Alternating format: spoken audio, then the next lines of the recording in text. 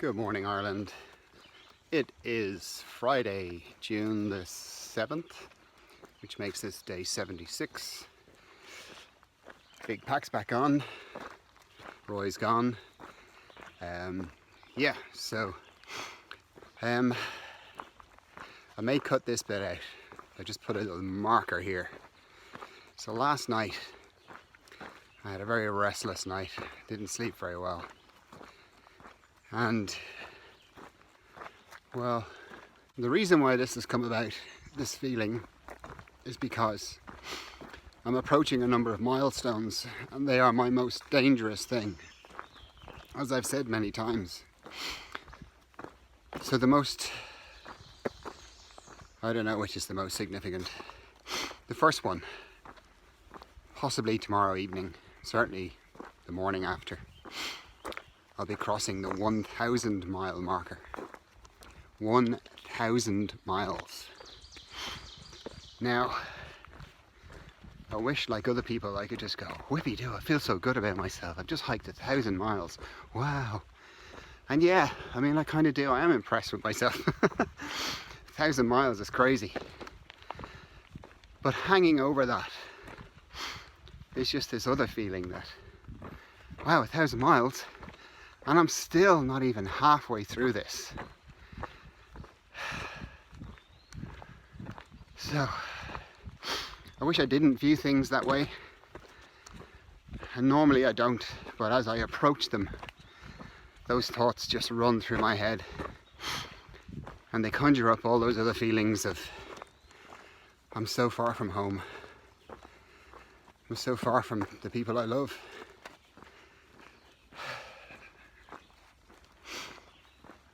And I need to take my own medicine and take my own cures and stop thinking of this as a long-term thing and just live on the trail. Go back to thinking in terms of, when is the next town? When is the next resupply? When's the next laundry, next shower? You know, that's the safe way to do this. But every now and then, a big event like the 1,000 mile marker gets in the way. I wish they weren't there. I wish 1,000 didn't mean 1,000, you know, that it was just another awkward little number, like where I started this morning, 965.9, whatever. The next mile marker, 8 miles later, 8.1 miles later to be precise, is the next border. And that's the West Virginia border. Those ones are okay. Then after that, I've got the spiritual halfway point, which is Harper's Ferry, where I'll get my next resupply. Depending on how I get on, I may or may not spend a night there. I'll see how the mileage works out. And then 66, something like 66 miles after that, is the actual halfway point, the 1096 mile point, which is 130 miles from where I started this morning. So I'd like to think today's Friday, so something like Sunday week, Monday week, I'll actually get into the second half of this. I'm hoping that when I'm in the second half of this, that milestones will have a different meaning. You know, I'm always nearer the end than I am from the start, and that'll have a nice positive feel to it. But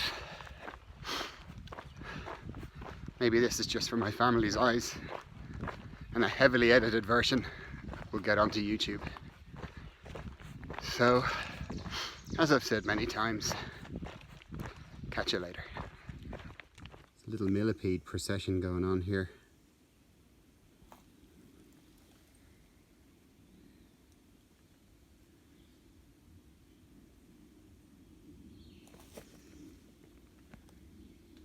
Or are they centipedes? I don't know. I'm not going to count their legs. Maybe it's millipedes. There's a lot more than 100 in there.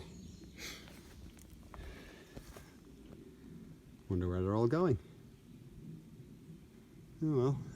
So, couple of questions. one reasonable one, considerate one, one slightly dumbass one. But I'll answer them both to the best of my ability, and I won't name the dumbass person. So the first one from Mark, which is the considerate one, is how's my spider bite? So I haven't mentioned it in a while because basically it's basically gone away. So I think I got away lightly there, as brown recluse bites go. I think I was, I don't know whether I got just a small amount of the venom. I presume it's still called venom when it's a spider. Either I only got a small amount, or perhaps I'm reasonably resistant to them. But I mean, in summary, I had this little bubble. I felt the bite, 5 out of 10 on the pain scale. Felt a little bubble low on my shin that evening. It was like a little blister.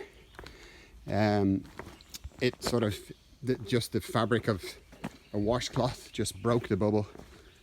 And there was mild pain at that point, but a couple of days later I was in 9 out of 10 pain. I could barely walk. I had one particularly bad day, which was coming up to the mile 395 station hospital place.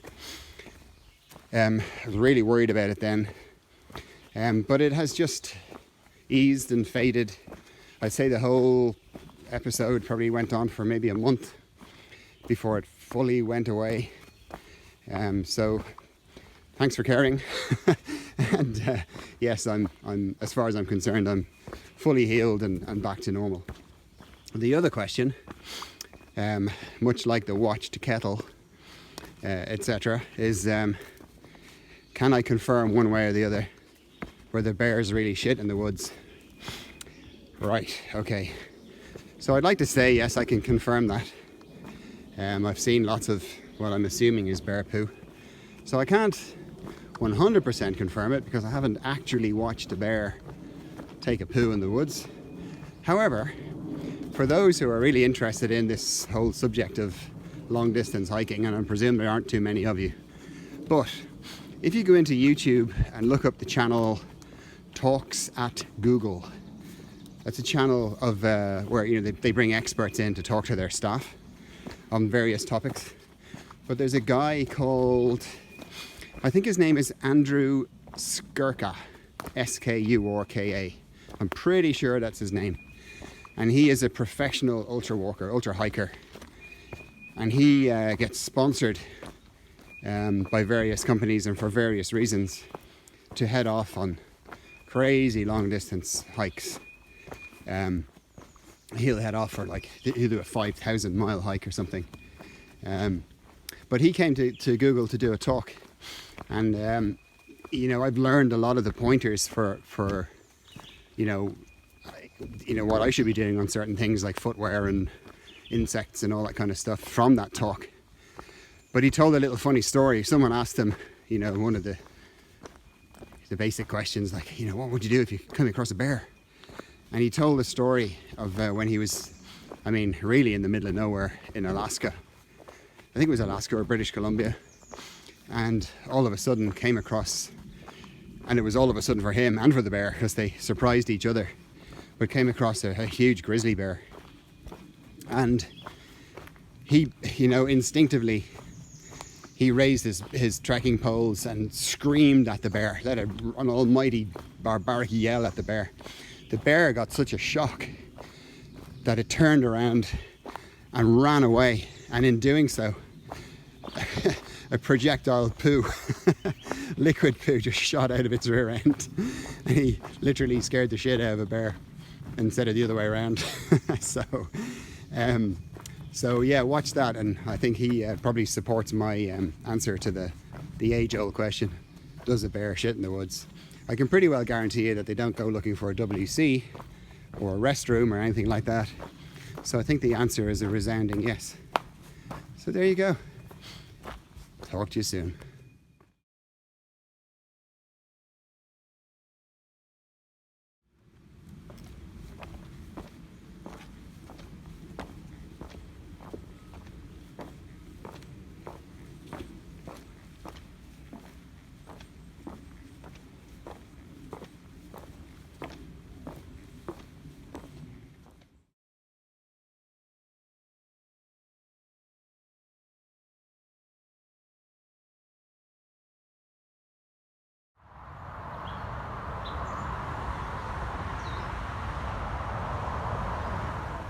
can see his pit, Let me have my. and you can see the dots in his pattern.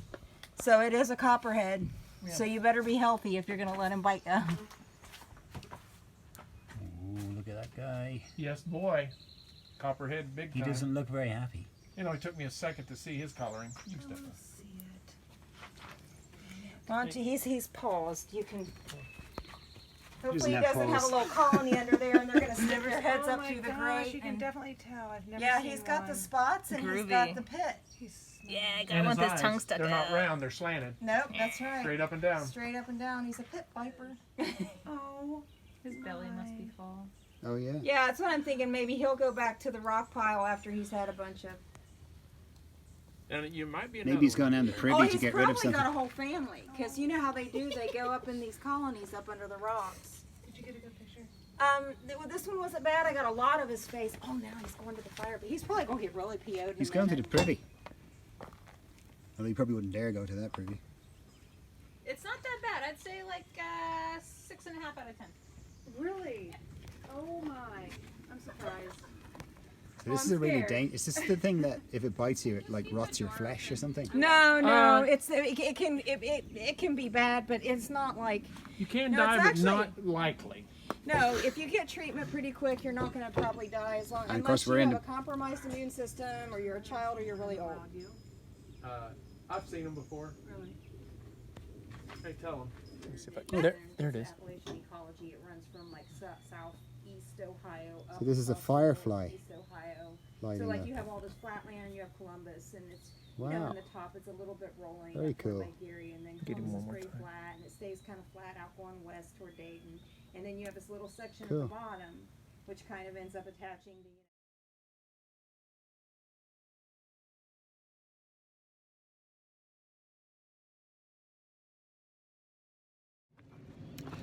Good morning, Ireland. It is Saturday, June the 8th. That makes this day 77. Feeling great this morning. Stayed at a great shelter. Fantastic people. Had a really great laugh with them, great conversation.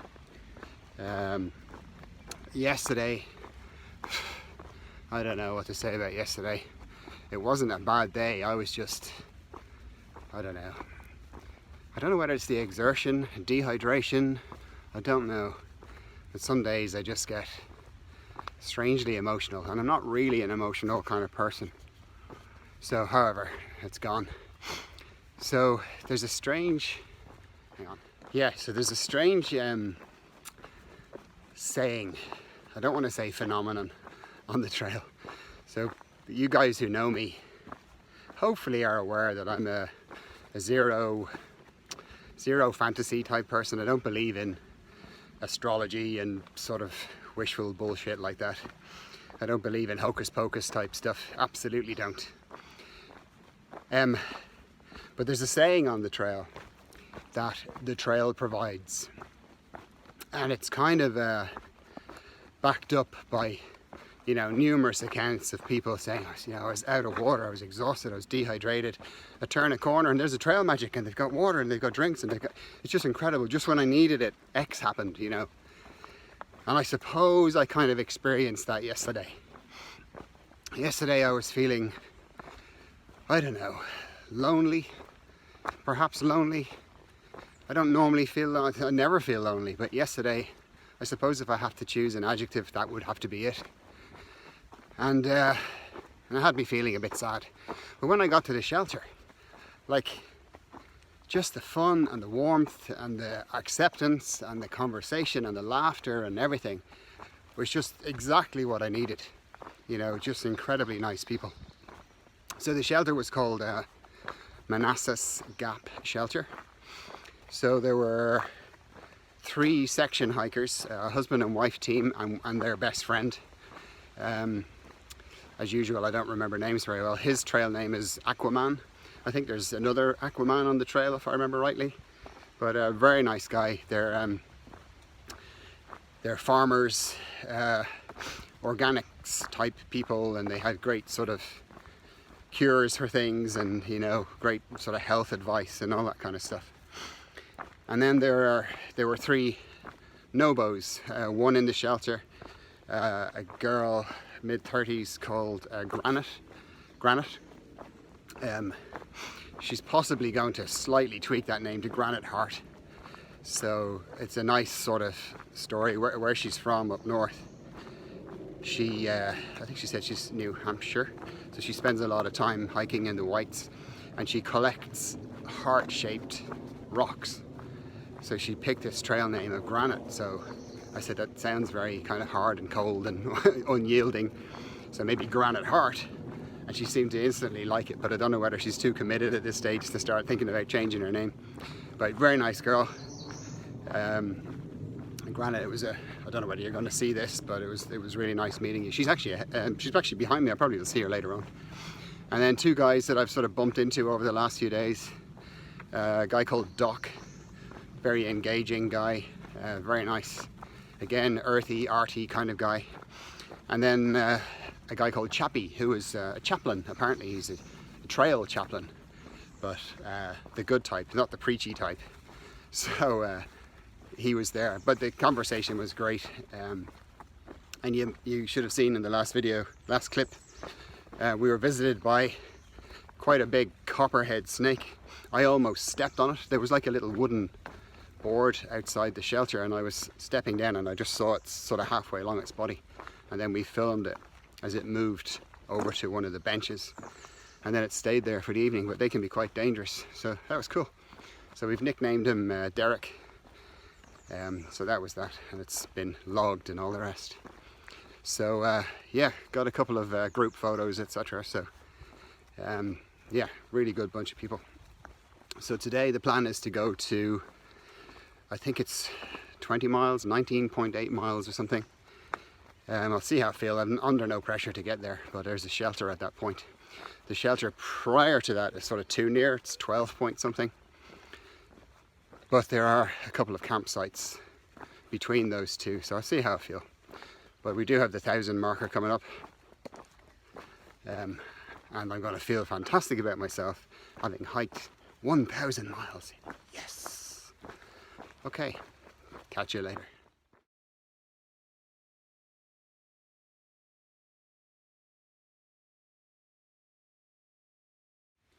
Good morning, Ireland. It is Sunday, June 9th. It is 10:40 a.m. here, and I've had a weird morning. So last night this place was packed. The shelter was full. There were hammocks on all these trees. There were tents here, over there, just everywhere. There was a big bunch of scouts over at that fireplace over there. And my little tent is here, and I woke up this morning and everyone's gone. I had a really big sleep last night. It was great, and slept really late, so I'm in the middle of packing up. So this is what Whitey packing up on the AT looks like, kind of in the middle of stuff. Just letting the air out of my mattress. These things are great, but they're a nuisance blowing them up and taking them back down again. So there you go. I'll talk to you further up the trail. There must have been 20 tents here last night and they've all gone. Oh, I don't know, it's strange. It's a lovely place though. Catch you later.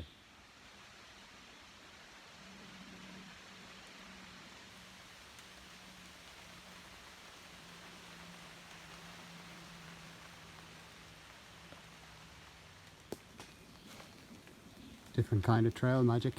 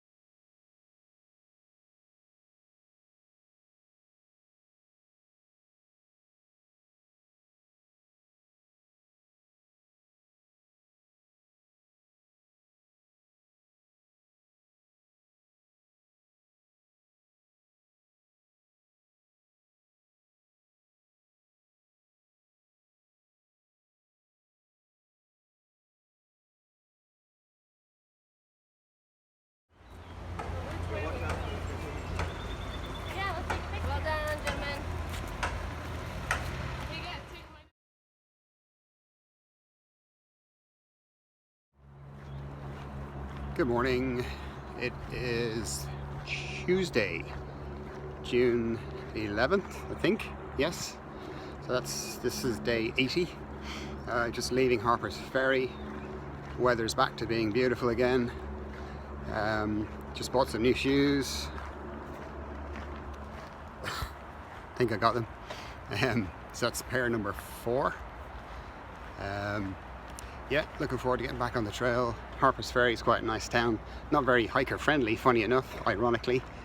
The ATC headquarters are there, so you do a photo thing and you get renumbered. So my original number of 1410 has changed to 629.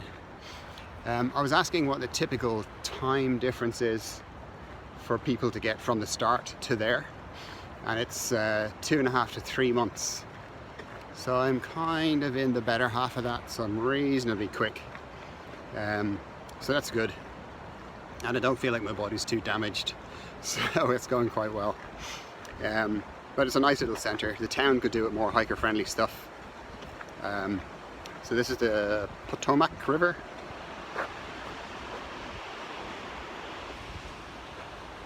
Kind of cool. Okay, catch you later. So this morning I popped into a 7-Eleven to get some snacks.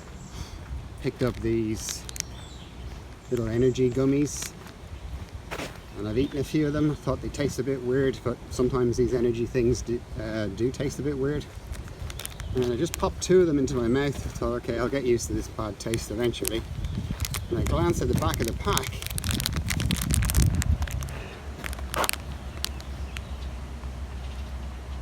They're 2.5 years out of date. No wonder they taste weird. Anyway, hopefully that doesn't have a bad effect on me. They'll go in the next rubbish bin. Anyway, all part of the fun. Just a by the way, as I crossed the footbridge back there, leaving Harper's Ferry, I actually crossed into Maryland. I didn't spot an actual border crossing. But if any of you are wondering why I always do something kind of stupid at the border crossings, so I have this little deal with my daughter, Rachel, that I try to do something, either make a stupid sound or just do something daft at each one. And that came from a YouTube clip that we watched. It's actually more like a YouTube movie of a very funny Australian guy who did the AT, young guy, very fit guy. And he kind of cruised through it. He did pick up a virus, but cruised through it. But at every border crossing he made this real weird sound, like he was being sucked across the border. And it was from that the idea came. So that's where that comes from. So yeah, so I am now in Maryland. So West Virginia, as you'll have gathered, was only, I don't think it was even 20 miles. You're sort of in and out of it in the space of a day and a bit. Maryland isn't a whole lot better, so I think it's maybe 40 miles, because the next resupply point is a town called Waynesboro, another Waynesboro, so it's Waynesboro, Pennsylvania. So within 3 days I'll be there, and I'll do a proper resupply there. The resupply in Harper's Ferry was crap, basically. So funny enough, the lady in the outfitter store commented on how skinny I looked and started rummaging around and looking for her high calorie snacks, and found a couple of good ones. She also gave some advice about adding protein powder into anything I can. So at the next resupply I'll try to get some of that. Generally I've been trying to buy high protein things, but not actual protein powder. So it's probably wise. Trying to get a sensible quantity of it that, you got to weigh up the weight of that pack being added into your food supply bag versus the benefit of it. You could almost argue that it's, if I'm going to have to buy a kilo of it, just carrying that kilo as it dwindles down, is probably more effort than it's worth. So hopefully I can get a smallish quantity of it. If it's inexpensive, and I had to buy a kilo, I'd nearly sling half of it away and just take a pound or so of it, or half a kilo, and you know, let that dwindle down. But I really don't want to get my pack any heavier. So that was that. But she was very nice. She had a bit of a laugh with her because I asked her to dispose of my old shoes, which smelled like hell. So there's this cream I've been using on my feet, which is great, but it's got a very high urea content, which was recommended by my podiatrist. I'm getting words arseways on this trail. The brain's not working right, which is good, but you know, a few days of it, or little bits that build up in the shoe, just absolutely reeks. So I warned her about it, and she made a joke about me having to pay you know, a hazardous waste disposal charge. So, but I probably would have agreed to it if it was actually true, because it was pretty bad. So yeah, so I've got a new pair of what I had last time, which are the Ultra Timps. So they've done pretty well for me over the last 500 miles. So off we go again with a fresh pair. So cool, got half a size up, so a little more toe space at the front, which I was very happy about. So we'll see how we get on. I've been here before, you remember? I was so confident walking out of a outfitter store with a new pair of shoes. What a disaster that was. No, stay positive. These will be good. Catch you later. So this is kind of weird. This is called Gath's Empty Tomb. This is the tomb. It is empty. So this is some person called Gath had this tomb built for himself and his family.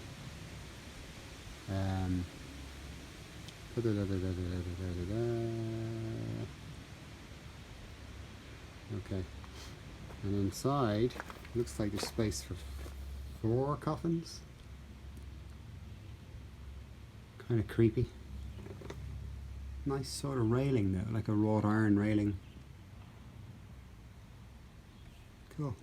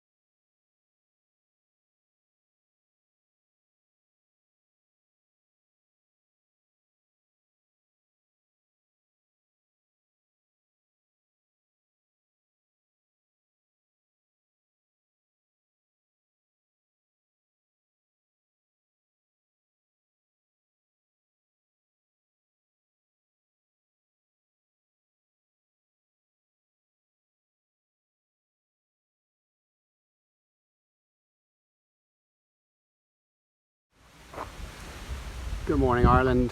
It is Wednesday, June 12th. This is the Washington Monument area. So as we head towards the monument, we get these little nuggets of information. Yeah. So last night was great. Stayed at a state-run campsite. So there were proper tent pads, gravel pads, and fire pits.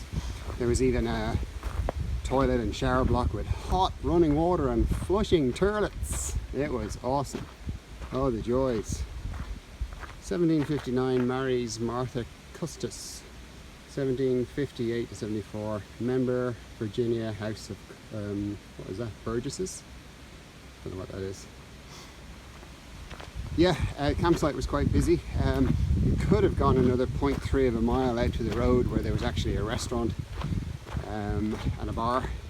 I was tempted, but I didn't want to eat the food I have, because otherwise I'd be carrying it pointlessly. So I stuck with my dehydrated meal. Quite enjoyed it actually. Met up with a couple of guys that I've seen over the last few days. One of them from the Smokies. I actually met him first in the Smokies, and I didn't recognize him. He recognized me because apparently I did something nice for him. I think it was one of the storms, and I hung his bear bag for him and brought it back the next morning, and I didn't realise he was suffering at the time. I just did it because I was going out to do mine anyway. I did his and a friend of his. His friend has given up, unfortunately. Got homesick, went home. But this guy, I think I did mention these guys back when I was going through the Smokies. One of them was called Papia, that's the guy that's given up. And this guy that's here, this guy's name is it Perdita? Perudia? It's the Spanish for lost. Whatever the Spanish for lost is, that's his trail name. I keep forgetting it. Perdita? I don't know. I'll have to check it up. Very nice guy, and I was chuffed that I made a good impression. There you go. And he's mentioned it. He carried that with him quite a long time. That was like, I mean, the Smokies was what, 160 miles in or something? Like 900 miles ago. So, little favours. So there you go. Okay, catch you later.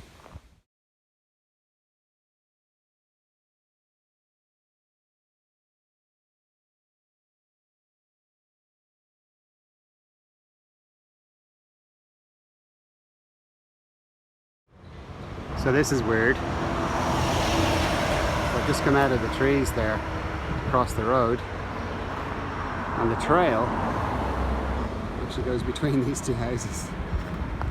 This is kind of interesting. It's very noticeable as I've got north that I'm, in the last couple of days, I don't think I've been out of earshot of traffic. So there is obviously far more development in the northeast of America. Which has an impact on what you see and hear on the trail. I think what we ultimately do along the, in the second half is just pass through this, well, until we get past sort of upstate New York, etc. We just pass through this narrow corridor of forest that's very much amongst civilization. Okay.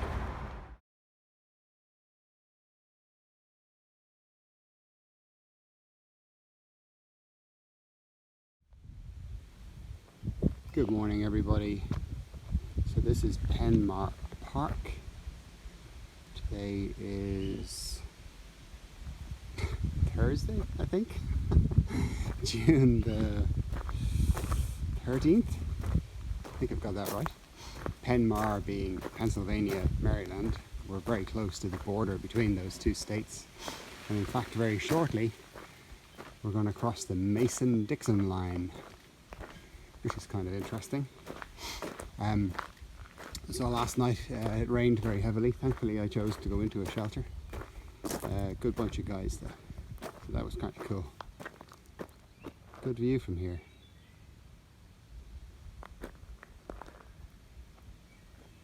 Little concerty kind of venue. It's a nice family area. The trail goes right through it. How pleasant. Here we go.